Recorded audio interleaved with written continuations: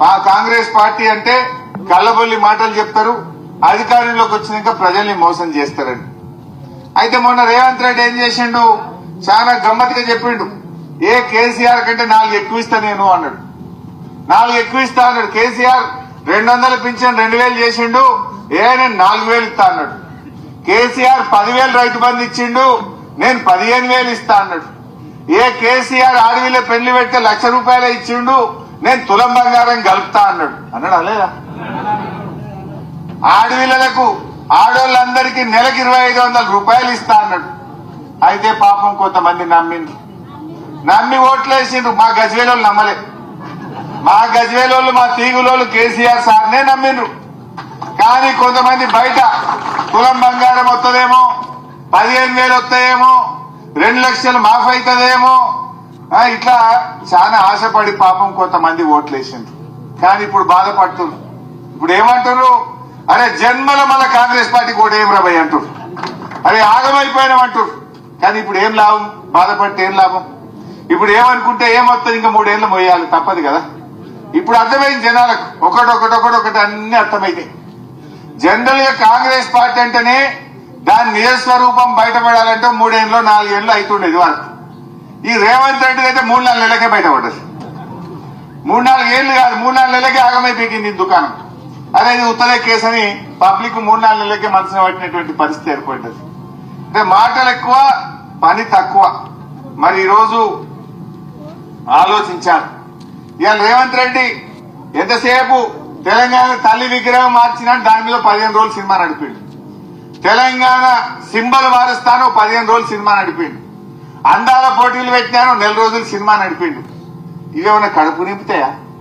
ప్రజలకు బతుకు తెరువునిస్తాయా? నువ్వు తల్లిని మారుస్తే, విగ్రహం మారుస్తే, నువ్వు సింబల్ తెలంగాణ చిహ్నం మారుస్తే, నువ్వు అందాల పోటీలు పెడితే ఇది మా రైతులకు ఏమైనా కడుపు నింపుతుందా? మా యువతకు, మా విద్యార్థులకు ఏమన్నా మేలవుతుందా? అదే వానకాలం వచ్చిందయ్యాక జనుము విత్తనాలు, జీలుగు విత్తనాలు ఇవ్వంటే గది శాతనైతే లేదు. రేవంత్ రెడ్డి దొక్కుతున్నాయి. అవి ధర పెంచిండు, డబుల్ చేసిండు. కేసీఆర్ ఉండగా 1100 సంచి ఉంటే ఇప్పుడు 2200 చేసిండు సంచి. అవి కూడా 3 ఎకరాలు ఉన్నా ఒకటే సంచి ఇస్తారట, వాడు ఎకరం ఉన్నా ఒకటే సంచి ఇస్తారట.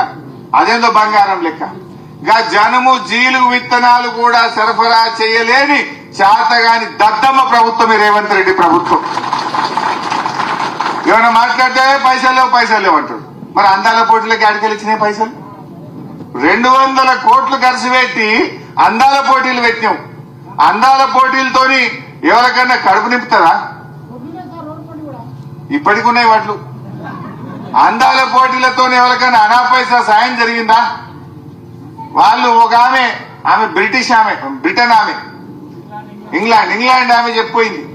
ఆ అందాల పోటీలో ఈ రేవంత్ రెడ్డి చుట్టూ ఉండే 2 దోస్తులట, రేవంత్ రెడ్డికి బాగా సన్నిహితంగా ఉండే 2 ఆమెతోని అనుచితంగా ప్రవర్తిస్తే, ఆమెను ఇబ్బంది పెడితే ఆమె తమ దేశానికి పారిపోయింది. రేవంత్ రెడ్డి దోస్తులు ఆమెను ఇబ్బంది పెట్టింది అందాల పోటీలకు వచ్చిన వాళ్ళను. అయ్యా రేవంత్ రెడ్డి, నువ్వు అందాల పోటీలు ఒలగబెట్టినావు. నీ కాంగ్రెస్ పార్టీ నాయకులు, నువ్వు ఈ విందులు వినోదాల కోసం అందాల పోటీలా? నేను అడుగుతున్నా రేవంత్ రెడ్డి, అందాల పోటీకి 5 సార్లు పోయిండు. 5 సార్లు పోయిండు. అందాల పోటీలను చూడు, నీకు 5 సార్లు పోయినావు. అందాల భామలను చూడడానికి ఒక్కసారి ఒక మార్కెట్ యార్డ్కి వచ్చి వడ్లెందుకు కొంటామని చూస్తేందుకు నీకు టైం దొరకలేదా? జనుము జీలుగు విత్తనాలు ఎందుకు దొరకలేవని అడగనీకి నీకు టైం దొరకలేదా? 5 సార్లు పోయిండు అందాల పోటీలకు. గంట టైం దొరికిందా ముఖ్యమంత్రికి? ఇంకా వేరే పని లేదా నీకు?